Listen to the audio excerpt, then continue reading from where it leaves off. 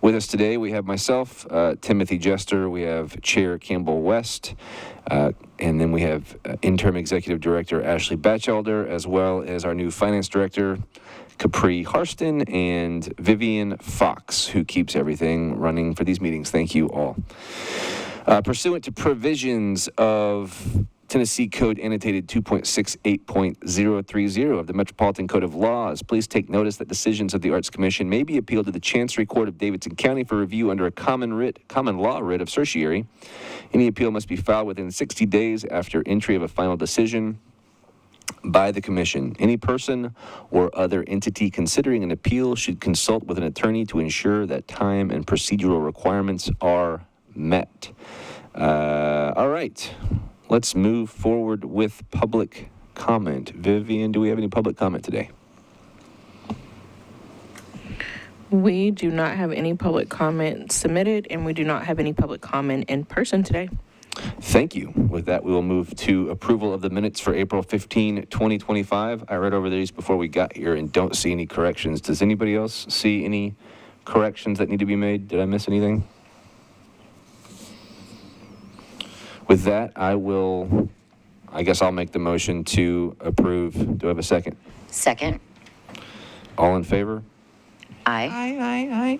Wait, what song is that? All right.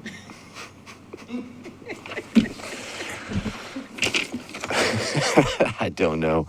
All right, let's move on to D. We have action items to discuss, and so just take a minute for Ashley to introduce our new finance administrative role and talk about Ms. Capri for just a second.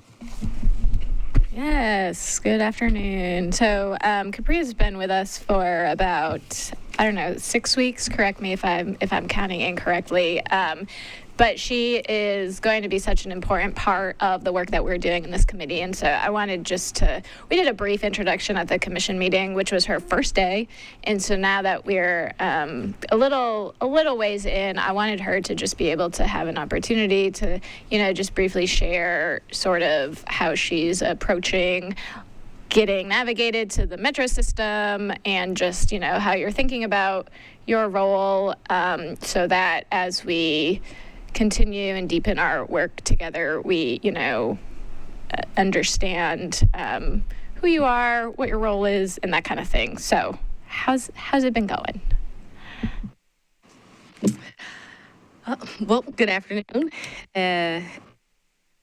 Are so great. I say that I have a sunny disposition, so, truly blessed, no complaints. But thank you for welcoming me to my first audit committee meeting, my first audit and finance committee meeting.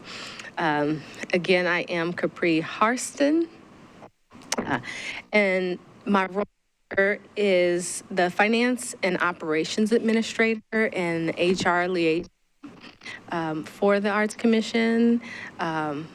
Both things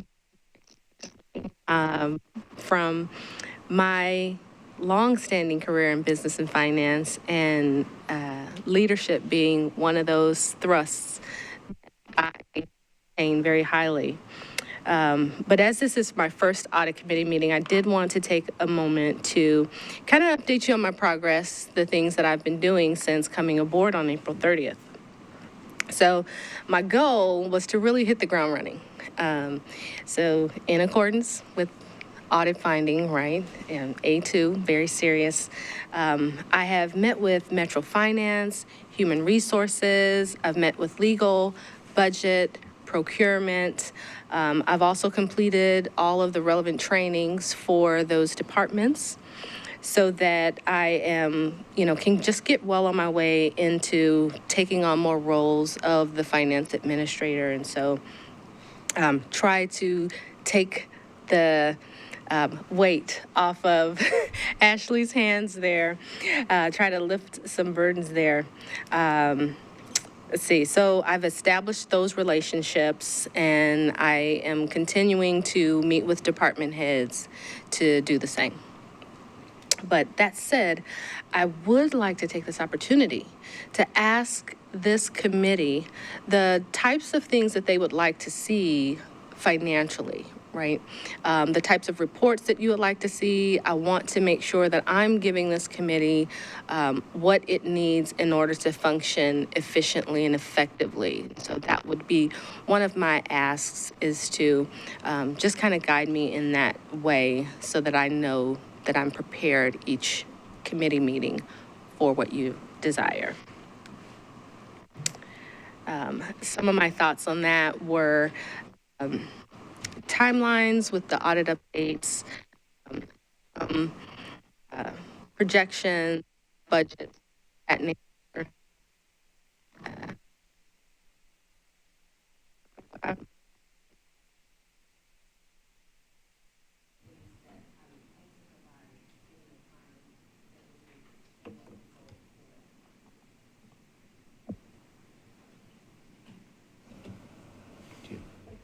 Well, first of all, thank you. We're excited to have you on board. I've heard nothing but positive, and your role is very, very important, and to have it filled does take weight off Ashley's shoulders, and it just provides us the best footing to move forward. So thank you. From a budget perspective, the thing I would like to consistently see is just a current line item budget that has the amount that's been allocated there for the year, and then the amount that's been spent so far. And just so we can have sort of every time we meet a running total of where we are, in the budget year and how much we've spent. So if we start to get close on any item, we can see that and have a conversation about why or what we need to do to fix that. So just the annual budget along with where we are at any given point when we have these meetings. I'd like to echo Commissioner Jester. Thank you so much, Capri. You are a breath of fresh air, and thank you. We've needed your leadership.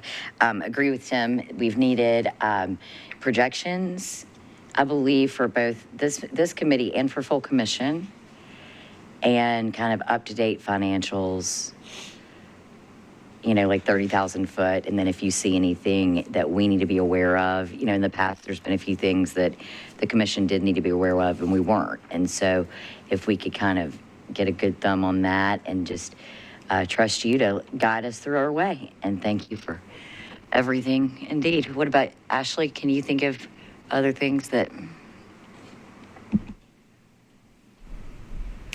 Yeah, and that's definitely, along the lines of what we've been thinking, and we've been looking back in old files of, at one point it was done this way, at one point it was shown that way, making sure that, Capri has all of the access and folks that she needs to pull all that data. And so I think that we can absolutely, deliver on what you're sort of asking for right now, and it makes sense, right? You're here to make sure that things look how they're supposed to look, and so sounds great. Yeah, I think if we, from a formatting perspective, if we could just try to settle on a format that we could also keep for a long, long period of time, in the transition between the last iteration of the commission and this, and then over the course of director and then 2 interim directors, we've lost an incredible amount of institutional knowledge. There's still some, but we've lost a lot. And so trying to create a format that we can start using now and then keep using, that will continue to be helpful even after we have an executive director and just for a long time to come, I think would be very helpful. And then I guess I would just add that while the output that I mentioned would be, I think, the best way to do this, one of the reasons this committee was formed was because there was a point when money started being spent in ways that the commission really wasn't aware of or wasn't really informed of in a way that offered a lot of clarity. And so we just want to be able to make sure that before our budget gets to the commission, we've had a chance to look over it as well and just make sure that we're not hiring outside independent people that we don't know about, or that we're not spending too much doing that or moving money from one line item to a different line item without really the ability to be able to do that.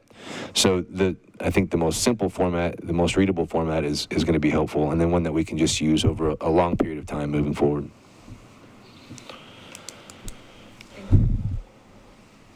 And Thank you. Thank you. Capri, what can we do for you as a committee? What can we help you with, or is there anything we can provide, either like historically or current or anything? Or I'd just like to put it out there, if there's anything you ever need to call us, touch base. But if there's anything you can think of now, you just let us know. Thank you for that. I think you have touched on what I need most emergently, and that is historical data. Ashley has been very good at giving me context about the things that have gone on at the Arts Commission, and so just historical data, any relevant contacts that you may feel necessary. So information is key at this point. You don't know where you're going, right, unless you know where you've come from. So information, and then everyone's willingness to provide that information and cooperation. I'm feeling that love already. So just continue to do those things, and I think that's all for now. Thank you so much. I think if you look in your packet, what we brought just for today is the same thing that I brought to our April meeting. This is the BAR report. It's the Budget Accountability Report that is run by the Office of Budget Management. And so this, I might have said this last time, but this was a format that was requested by the Metro Council several years ago, so that at any given time on a monthly basis, anybody can see snapshot, how's the department doing at this time. And so, yeah, go ahead. So what you'll see in this BAR report, I think you're familiar with this, is if you look at our current year-to-date actuals column and then our current year-to-date budget, you'll see that we have currently we're under budget. So that's a good thing. We just completed the verification of this BAR report, which definitely shows that we have a 26% or 28.4%. We are under budget by this year, and so that's good. That's mainly due to our staffing vacancies that we have, that we are actively filling. So the director has had interviews already for one of the vacancies, and so she can speak to that. I won't speak to that. I'll let her speak to that. But we are actively filling these vacancies. Additionally, we had an allocation for a disparity study, and those funds also play a contributing factor in us being under budget at this time.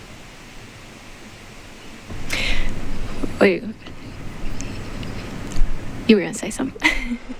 No, you go ahead. I think you might answer my question.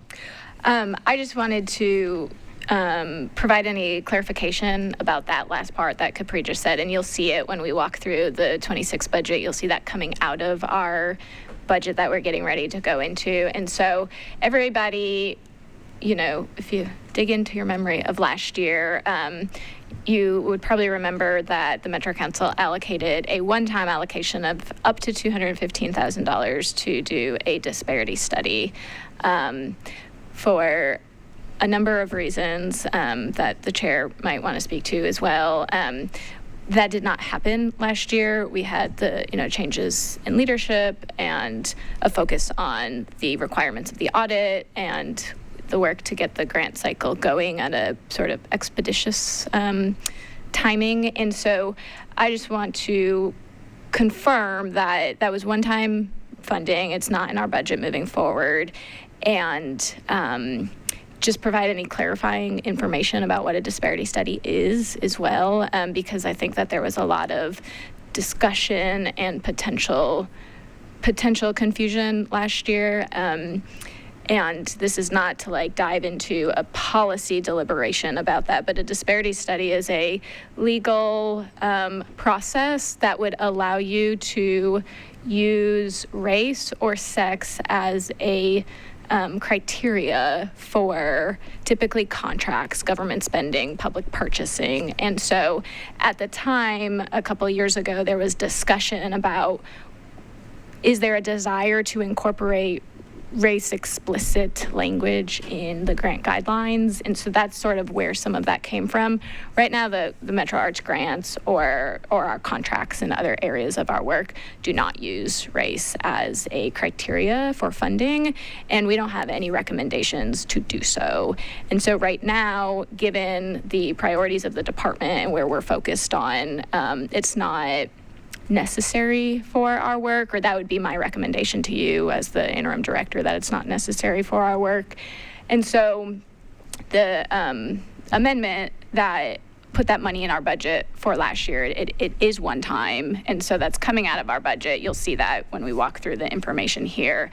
But I want to be very accountable to the fact that we did not use that. And if you all get any questions as commissioners during budget season that you might not know the answer to or might need additional information, you can always ask me. But I just wanted to provide that clarification because the questions come up a couple times because we're in budget, right? So we're looking at what we use, what we didn't use in the last year.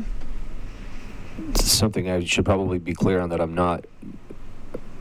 Does that money go back to Metro, or does that stay in our budget? It goes back to Metro, right? It goes back to Yeah. the general fund. Yeah, so not only does it not in our budget this year, because we didn't use it for that, it goes back to be allocated wherever the Metro Council and the mayor decide they want it to be allocated this year. And so when we're looking at our budget right now, and it's, we're, whatever the dollar amount is that we're under budget, we're 28% under budget. 215 of that is the untouched, unused allocation for the disparity study. The rest of it is our salary savings from our vacancies. So Yeah. we didn't use it, we won't use it, it will go back, and it does not come back to us in this next cycle.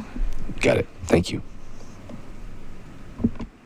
And I think one other thing, just going through some of the budget hearings you and I've been through that I've heard, is to be clear, is that those were designated funds. They could not have been used for anything else. So it's not like we had $218,000 sitting there that were general funds that could have been allocated anywhere else. These were designated funds. So that's one thing. And then the second piece is, I believe it was in November, I had a meeting to discuss some of this. And the legal mechanism that well, first we had the disparity study a few years ago that was done under the last leadership, but it was not, it was something else. So the mechanism was no longer needed. Is that the way I understand it? Or it just did not fit where we were. And then the leadership piece was a big piece of not being able to do that. But I know I've gotten a couple questions of, well, if that $218,000 was sitting there, could it be spent some other way? And the answer is no, it's a designated piece. So just wanted to clear that up. Anything else to cover from a budget perspective? I think we've had time to review this, and I didn't have any specific questions. That's all we brought for you for the current budget. We're in June, so Metro is getting ready to close out the fiscal year, and we're making sure that we have everything done on our part that's necessary for, a smooth closeout. And so that's where we are. Yeah. Well, we have FY25 and FY26 on the agenda. Basically, the biggest differences are the $215,000 for the disparity study, and then you've asked for a little bit of additional money from the budget. I think $35,000 or so for a discretionary fund. Those are the two key differences in the two budgets, right? Yeah, if you look at it's titled 41 Metro Arts Commission at a Glance. This is our section of the budget book. This is publicly available to any members of the public on the Citizens Guide to the Nashville Budget, I think is the title of the website, on the .gov website. But the first page just shows where we are. You'll see that in 2024, 2025, it shows that our budget is 2.5 million, and now this year we're 5.6. But that is because for this current year, our grant funds have sat in a different account. Yeah. And so if you flip to the third page here, subtitled Budget Changes and Impact Highlights, you see the changes in the budget that we have right now. And so, that says that we have arts organization funding at $3,263,200. That is just moving the funding that we've always had that is our flat budget line that, with the exception of 2 years ago, our grant funds have remained at that flat, stable funding amount. So our grant budget, as in the mayor's budget, is exactly the same to the penny for the next year that we've had for this year. So that's just coming into our account. The amount is the same.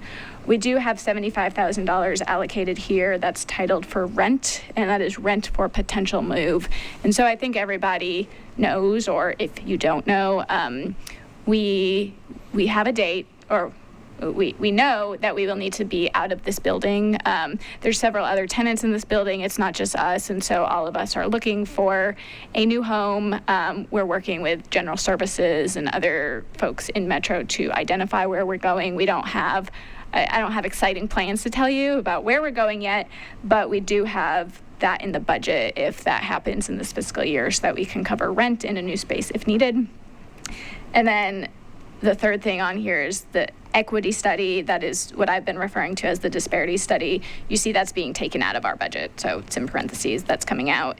And the last thing there is non-allocated financial transaction. That's the $34,000. So last year, every department had to identify targeted savings. That was kind of the tightening the belt across all departments last year that everyone was asked to do. And so we are being restored that targeted savings. And if there's anything you want to add to what I just said, but that's the description of where we are this year. And then there's some other details as available in the budget book here, but that's what we have for the update right now. No, that's correct. And then the next page will just elaborate on that and give you that additional detail. The next page in the budget book. All right, thank you very much. Let's move on to the audit. I know that we are in good standing with Ms. Riley and Mr. Walker in the audit department, but I know there have also been a couple of date changes, so let's talk about the audit for just a minute. I will start us off here. So what you have here is what I submitted to the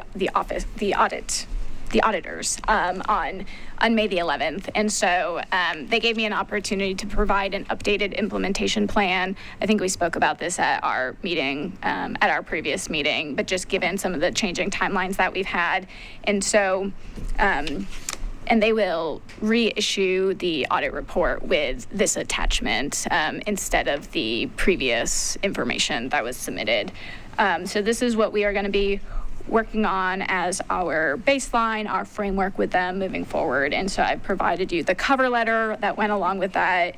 And then this large document here are all of the recommendations that I provided a high-level overview of at our last meeting, along with the details of what I have submitted to the office.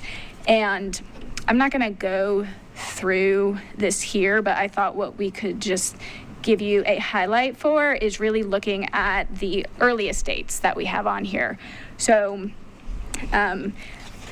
recommendations that we provided a proposed completion date of August 1st are really recommendations G, H, and I. So those are all related to our grants, the administration of our grant policies. If I say grant policies, I'm not talking about our public policies, like what are we going to fund, but I'm talking about our internal office policies. How are we, as the recommendations say, how are we tracking, recording, documenting? So our internal processes and procedures. And those are all marked on August 1st as our proposed completion date. As you know, we made a lot of process tweaks and improvements in this cycle as we work through the very rapid process that we went through from January through essentially right now as we're entering the closeout period for our current grant cycle.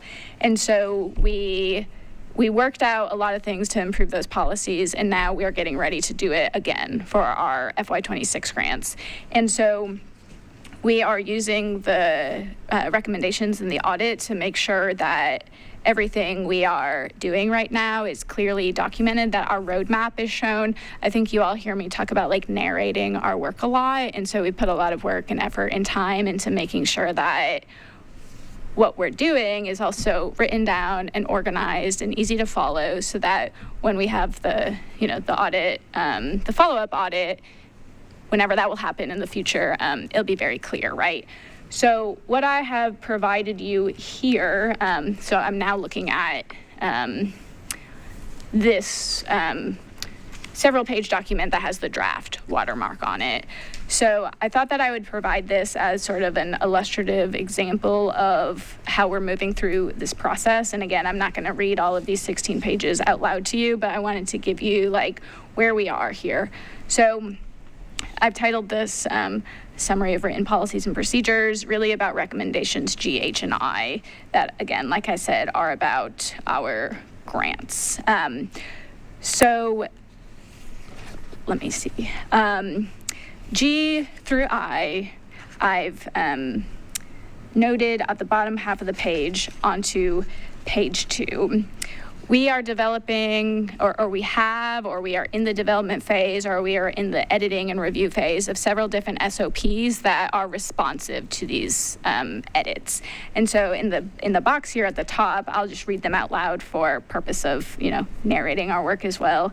The following resources are responsive to the requirements of recommendations G through I, and which are responsive to the needs of our operating and Thrive grants. So these are things that, we are doing regardless of the audit, but are responsive to those parts in the audit. So having an SOP about our submittable platform, having an SOP about our technical review process, about our panel review process, about how we bring things to the commission and the process for that, an SOP for award notifications, an SOP about how we generate the contracts and our invoicing, and an SOP about our closeout. So the sort of combination of all those things are responsive to the recommendations.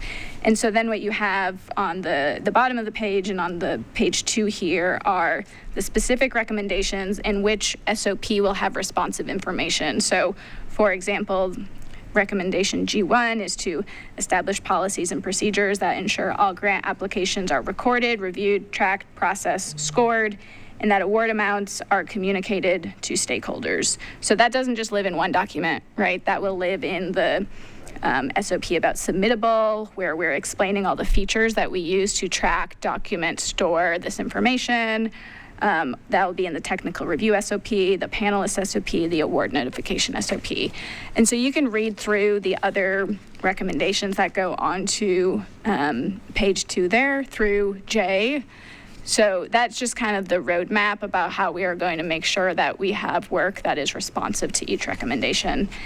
And then the remainder of the pages here, some are placeholders that say in development, where I don't provide you a draft of that SOP yet, or where we do have some of that drafted. I've included that here. But, I'll stress that this is all under revision, review, especially now that Capri is here and, helping me think about, for example, like internal controls that we can build into here, right? So using her expertise with what we have put in place in this spring period right now to make sure that what we have makes sense and is thorough and is also what we're truly doing, right? And you can add there. No, that's exactly it. We want to make sure, for example, that we have all of the documentation before we pay a grant awardee, right? And so we want to make sure that those policies are documented and that everyone is trained and understands what the requirements are. So there'll be a lot of focus on that too, training once these documents are prepared. And then accountability factors will develop some form of accountability for the outcomes as well.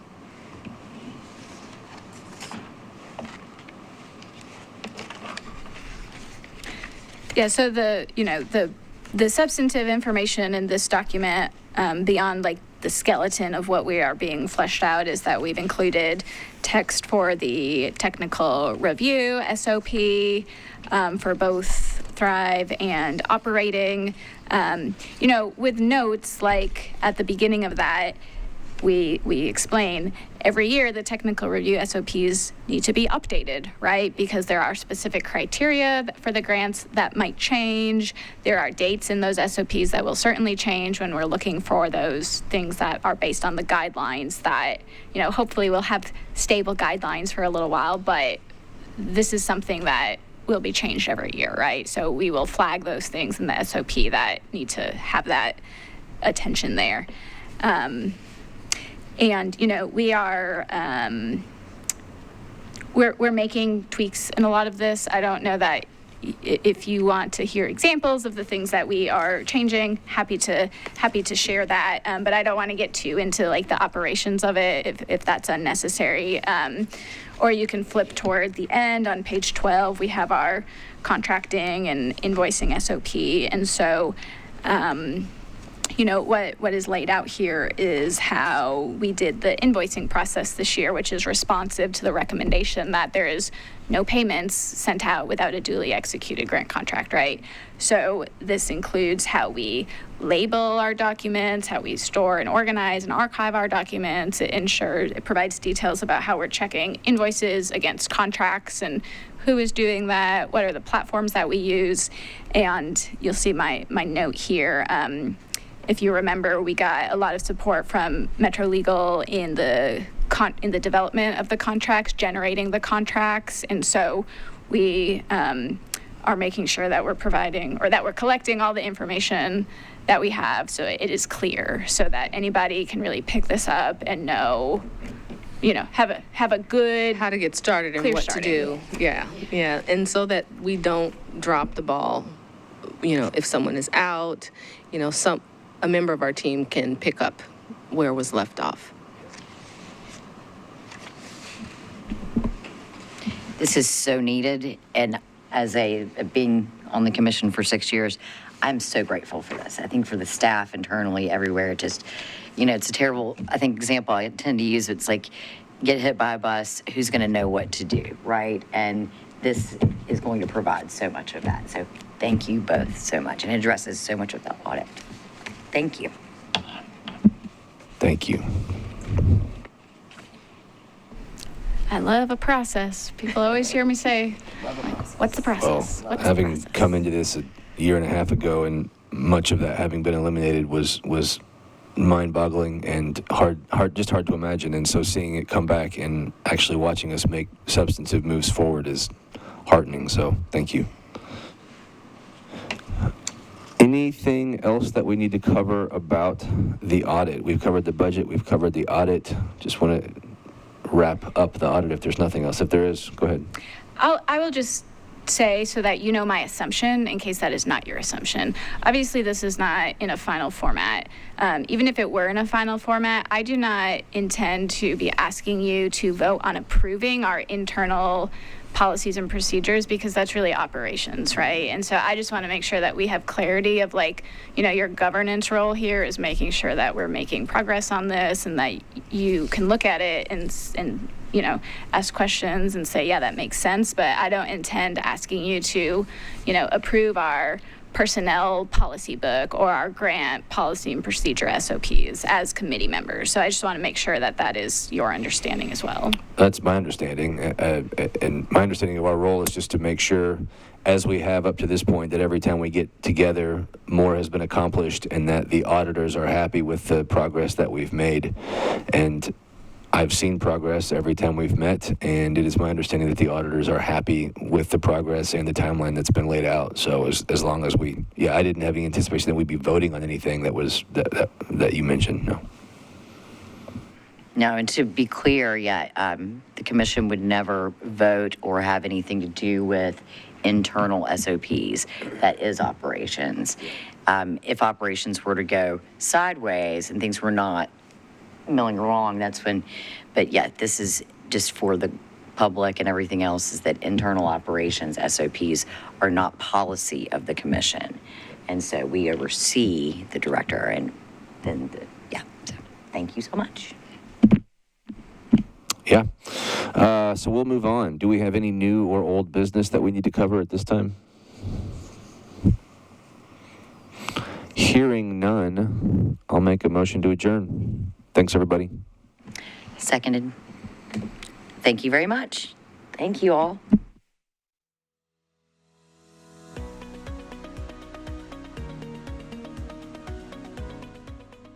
This has been a service of the Metro Nashville Network. If you would like to see this presentation again, or for more information on this and other programs, visit nashville.gov.